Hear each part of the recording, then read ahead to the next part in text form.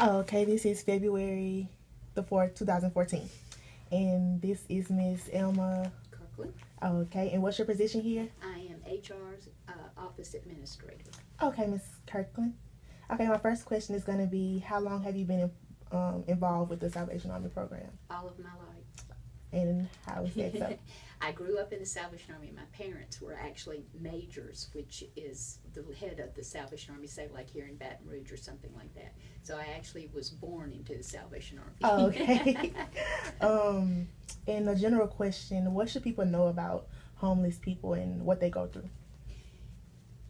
I believe that what people don't realize is homeless people sometimes are homeless by choice.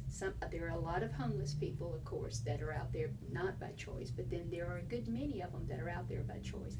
But a lot of that has to do with the fact that I think they're suffering from mental issues, family issues, and financial issues, of course, and there are probably not enough resources or enough facilities, I think, available to maybe educate and sort of change some mindset with some of those people. Okay, thank you. Okay, now, do you think that the government has set up enough programs to help the homeless? No. I believe the government has established some programs, but some of the programs you were talking about as far as Section 8 and HUD and those kind of things, they help a small majority of the people that are out there, but they don't really take care of the individual person, and you have to meet certain requirements to qualify for those. So it's not like somebody that's been homeless can go and qualify for Section 8 or qualify for HUD and whatever financial assistance they may be able to get. And so we're not necessarily going to the root of the problem or dealing with the one-on-one person thing. We're dealing with a small group of people. Right. And I'm going to go back to your last question when you said some people are homeless by choice. Can you explain that? Well, I think they're homeless by choice because they're uneducated. Right. They have mental issues and stuff like that. And so, the health system is not set up to necessarily accommodate all of those people, to help them learn more about how they can learn to deal with some of that. Maybe some of them just need medication. Maybe some of them need counseling because of the background or neighborhoods or that kind of thing. And we don't have those kind of resources available for people. Okay. Yeah, because about 60% of your homeless are those that are chronically mentally ill and ones that have substance abuse issues. Right. Okay, now what do you think about what you just talked about? So your overall view of the Section 8 program was that, most people can't meet those requirements? That's what you're saying? Well, I think a good many of them can't meet those requirements. I think a good many of them, we don't educate enough people too about what Section 8 really is and what the qualifications for that are. And there's such a limited amount of people that can be assisted through Section 8. Okay. Now, do you think that the citizens of Baton Rouge or just anywhere in the United States help the homeless enough? I think we live in a wonderful community. It's just like recently we've had this excess of fire victims lately. And Baton Rouge, and back when we had the Oklahoma tornadoes and things like that, Baton Rouge as a whole, and I think the state of Louisiana, I don't mean just Baton Rouge, but yes, our community responds to things like that. They want to reach out to people. They want to help. They want to feel like they can make a difference. So I do think, people as a whole, yes, they do feel a need to, to make a difference in other people's lives.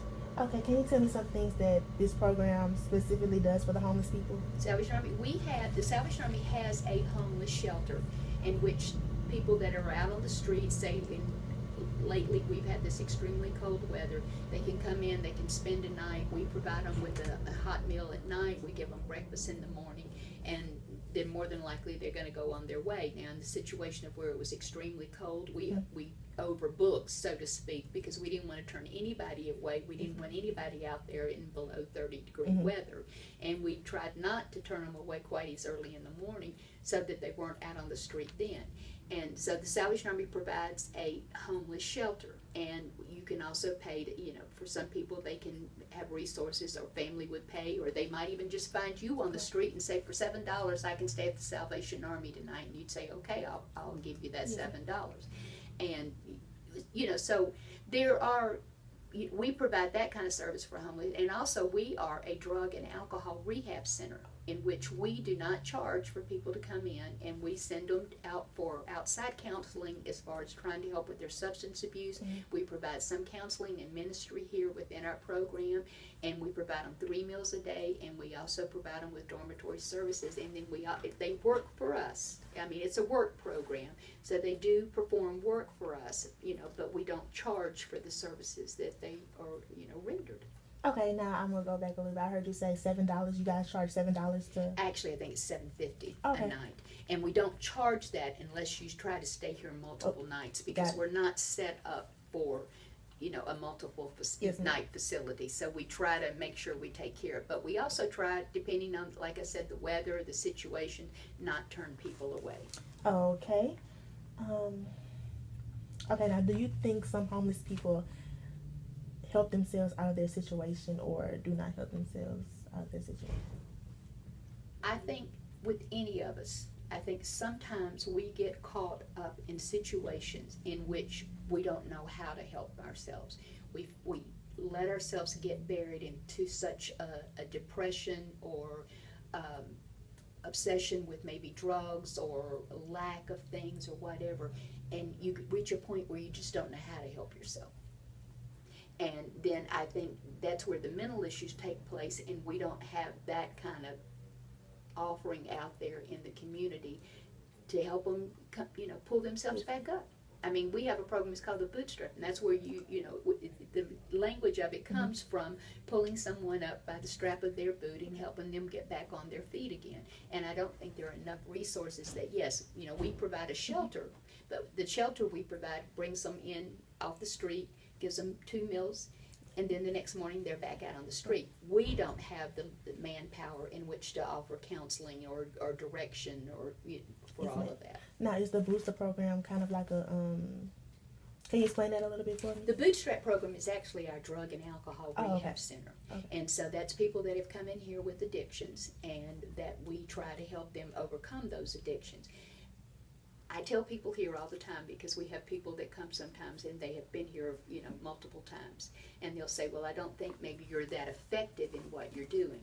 I said, you go to school, you learn. You are given the tools to better yourself. What you do with that is on you.